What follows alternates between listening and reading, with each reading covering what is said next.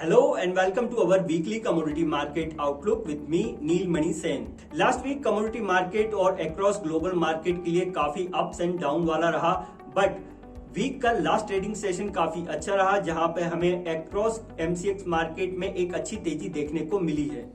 पिछले 2 हफ्ते से जैसा कि हम देख रहे थे कि कई तरह की न्यूज और रूमर चल रहे थे। जब से जापान ने अपने इंटरेस्ट रेट को हाइक किया उसके बाद से ही येन कैरी ट्रेड के अनवाइंड होने का फेयर, साथ ही यूएस के खराब इकोनॉमिक नंबर्स का आना जिससे कि वहां की इकोनॉमी में रिसेशन का फेयर, साथ ही इजराइल और ईरान के बीच में वॉर की कंडीशन का बनना, इससे कि ये ग्लोबल मार्केट में इस तरीके से फेयर चल रहा था कि यहां से हमें अक्रॉस द ग्लोबल मार्केट में एक बड़ा डाउनफॉल देखने को मिल सकता है। पर इस वीक में यूएस की तरफ से जारी हुए सीपीआई और पीपीआई के नंबर्स ने पूरे ग्लोबल मार्केट के मूड माहौल को ठीक किया, क्योंकि जो नंबर आए वो उम्मीद से काफी बेहतर आए और जिससे कि हमें यूएस मार्केट में भी एक अच्छी तेजी देखने को मिली। और जो फेयर चल रहा था कि यूएस इकोनॉमी अच्छा नहीं कर रही है, रेसेशन आ सकता है, उन खबरों को कहीं ना कहीं ब्रेक लगते हुए नजर आया है और आगे फेड पॉलिसी में भी रेट कट की पॉसिबिलिटी ऑलमोस्ट 95% तक तय मानी जा रही है और इस साल के एंड तक एक और रेट कट की उम्मीद भी बढ़ते हुए नजर आई है। साथ ही यदि बात करें येन कैरी ट्रेड की तो उसमें भी बातें सामने आ रही हैं कि लगभग 75% तक येन कैरी ट्रेड अब ओवरडन हो चुका है और जो जियोपॉलिटिकल टेंशन चल रही थी इजराइल और ईरान के बीच में, वहां पर भी सीज फायर की बातें हो रही हैं और यदि इजराइल थोड़ा सा कूल डाउन होता है और वो सीज फायर की तरफ रुख करता है तो मार्केट में यहां से हमें एक और अच्छी तेजी देखने को मिल सकती है। आने वाले वीक में चाइना की तरफ से 1 ईयर और 5 ईयर के लोन प्राइम रेट आने हैं। साथ ही यूएस की तरफ से यदि बात करें तो एफओएमसी के मीटिंग मिनट्स आएंगे, अनएम्प्लॉयमेंट क्लेम्स के नंबर्स रहेंगे, साथ ही मैन्युफैक्चरिंग और पीएमआई के नंबर्स और सर्विस पीएमआई के नंबर्स आएंगे और इसके साथ ही फेड चेयरमैन जेरम पॉवेल की एक इंपॉर्टेंट स्पीच रहेगी। यूरोजोन से यदि बात करें तो वहां पर भी मैन्युफैक्चरिंग और सर्विस पीएमआई के नंबर्स अवेटेड हैं और यदि बात करें इन सभी नंबर्स के आने के साथ में अक्रॉस द कमोडिटी मार्केट में हमें ये देखने को मिल सकता है कि कहीं ना कहीं ये नंबर्स इंपैक्ट कर सकते हैं। टेक्निकली अगर बात करें तो इस हफ्ते हमें बाय ऑन डिक्लाइन के अप्रोच के साथ में प्रीशियस मेटल्स में काम करना चाहिए।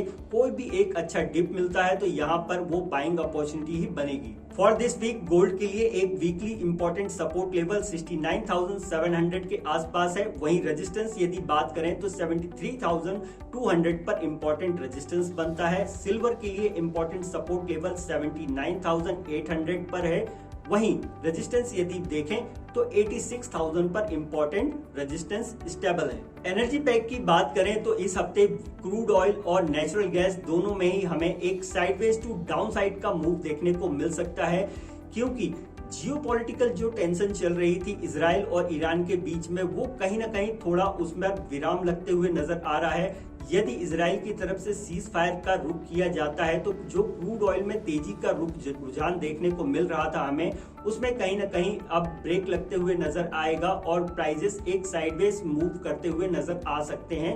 वहीं नेचुरल गैस में यदि देखें तो पिछले पूरा हफ्ता हमें एक अच्छी तेजी देखने को मिली है, तो कहीं ना कहीं अब नियर टू रेजिस्टेंस लेवल के आसपास से एक प्रॉफिट बुकिंग भी देखने को मिल सकती है नेचुरल गैस में। For this week crude oil के लिए यदि इंपॉर्टेंट सपोर्ट की बात करें तो 6200 पर इंपॉर्टेंट सपोर्ट लेवल है, वहीं ये सपोर्ट लेवल यदि जाता है तो 6100 पर इंपॉर्टेंट नेक्स्ट सपोर्ट लेवल आएगा। वहीं रेजिस्टेंस की यदि बात करें तो 6600 पर इंपॉर्टेंट रेजिस्टेंस बनता है।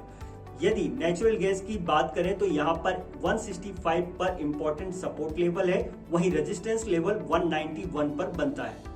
बेस मेटल्स के लिए आने वाला वीक काफी अच्छा रह सकता है, जहां पर टेक्निकली अगर बात करें तो हेल्दी करेक्शन में एक बाइंग की अपॉर्चुनिटी मिल सकती है। कोई भी किसी भी कारण से हमें यहाँ पर एक डिप मिलते हैं बेस मेटल्स में तो वो एक बाइंग अपॉर्चुनिटी रहेगी और बाय करके ही काम किया जा सकता है। यहाँ पर अभी आगे आने वाले हफ्ते में और तेजी देखने को मिल सकती है, इसलिए बाय ऑन डिक्लाइन के अप्रोच के साथ में काम करना चाहिए।